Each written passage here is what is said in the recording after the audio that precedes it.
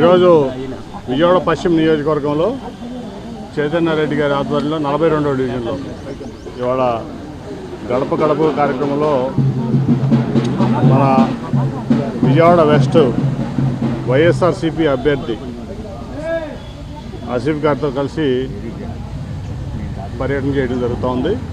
చాలా అపూర్వ స్పందన లభిస్తూ ఉంది.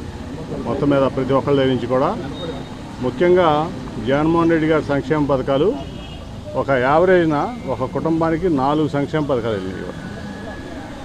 ముఖ్యంగా 2.5 లక్షల కోట్ల రూపాయలు సంక్షేమ పథకాల కింద ఈ రాష్ట్రంలో 1,65,00,000 కుటుంబాలు ఉంటే దాదాపు 1,35,00,000 కుటుంబాలకు ఇచ్చిన ఘనత జగన్మోహన్ రెడ్డి గారిది. ఇటువంటి ట్రాక్ రికార్డ్ కానీ ఇటువంటి హిస్టరీ కానీ ఈ భారతదేశ చరిత్రలో ఇంతవరకు జరగలేదు. అందుకని ప్రతి ఒక్కళ్ళు కూడా చాలా సంతృప్తి ఉన్నారు. అట్లాగే డెవలప్మెంట్ లేదని చెప్పి చెప్పుకునేటువంటి ప్రతిపక్షాలకు కానీ అట్లాగే కొన్ని మీడియా సంస్థలకు కానీ నేను చెప్పేది ఏంటంటే, చంద్రబాబు నాయుడు గారు 5 సంవత్సరాల పాలనలో ముఖ్యంగా అమరావతిని అదే డెవలప్మెంట్ అని చూపించి టెంపరీ బిల్డింగ్లు కట్టాడు తప్ప, గ్రాఫిక్స్లో అమరావతి కట్టాడు తప్ప మిగతా ఏం లేదు. ఒక సెక్రటరియట్ కూడా కట్టలేని పరిస్థితి. ఇవాళ 30,000 కోట్ల రూపాయలు గ్రామ సచివాలయాలకి, గ్రామ ఆర్బీకేలకి గ్రామాల్లో, అట్లాగే ముఖ్యంగా health clinics, urban health clinic కానీ విలేజ్ హెల్త్ క్లినిక్ కానీ 30,000 కోట్ల రూపాయలు ఇవాళ ఈ క్యాపిటల్ ఎక్స్పెండిచర్లో చేయడం జరిగింది. అట్లాగే 17 మెడికల్ కాలేజ్ 8,500 కోట్లు పెట్టి నిర్మిస్తున్నట్టు ఈ దేశంలోనే ఒక చరిత్ర. ప్రతి జిల్లాకి ఒక మెడికల్ కాలేజ్ ఉండాలి. ఎందుకంటే ఆరోగ్యం అనేది మహాభాగ్యం. ప్రతి ఒక్కళ్ళకి, ముఖ్యంగా పేదవాళ్ళకి, మధ్యతరగతి వారికి ఆరోగ్యం బాగా ఖరీదైపోతూ ఉంది, భరించలేని పరిస్థితిలో ఉన్నారని చెప్పి ఆ రోజు రాజశేఖర రెడ్డి గారు ఏదైతే ఆరోగ్యశ్రీ ద్వారా ప్రజలు సేవ చేస్తున్నారో, ఇవాళ ఆల్రౌండ్ హెల్త్ అంటే చిన్నపిల్లల దగ్గర నుంచి పెద్దవాళ్ళ వరకు కూడా ఏ ఇబ్బంది వచ్చినా విలేజ్ హెల్త్ క్లినిక్ కానీ అర్బన్ హెల్త్ క్లినిక్ కానీ 140 రకాలైనటువంటి ట్రీట్మెంట్స్ చేస్తున్నాయి. దాంట్లోనే ఒక నర్సింగ్ స్టాఫ్ ఉండి ఇంకేమైనా కావాలంటే మండల లెవెల్లో ఇప్పుడు హాస్పిటల్స్ సెటప్ చేశారు, రెఫరల్ హాస్పిటల్స్.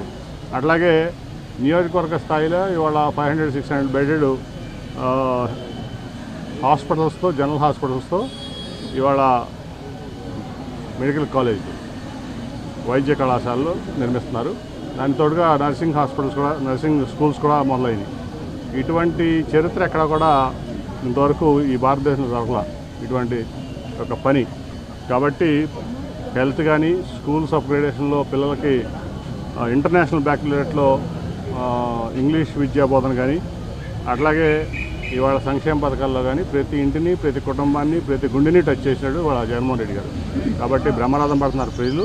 ఎట్టి పరిస్థితుల్లో వైనాట్ 175 అనే దాంట్లో ఎటువంటి సందేహం లేదని చెప్పి తెలియజేసుకుంటూ, విజయవాడ వెస్ట్లో కూడా మా ఆసిఫ్ గారు భారీ మెజార్టీతో గెలవబోతున్నారని ఈ సందర్భంగా తెలియజేస్తున్నాం. ప్రశాంత్ కిషోర్ గారు నిన్న జగన్మోహన్ రెడ్డి దారుణంగా ఓడిపోతున్నాడు, చంద్రబాబు నాయుడు అధికారంలోకి వస్తాడని చెప్పారు. నీ పేరేంటి తమ్ముడు?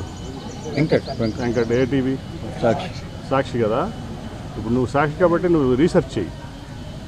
తెలంగాణ ఎలక్షన్ ముందు ప్రశాంత్ కిషోర్ టీఆర్ఎస్ అధికారంలోకి వస్తుందని చెప్పాడు మొన్న. అట్లాగే ఇదే మొన్న ఎలక్షన్లో రాజస్థాన్లో కాంగ్రెస్ అధికారంలోకి వస్తుందని చెప్పాడు ఇదే ప్రశాంత్ కిషోర్. కావాలంటే మీరు రికార్డ్ చెక్ చేసి రీసెర్చ్ చేసి రేపు నాకు చెప్పండి.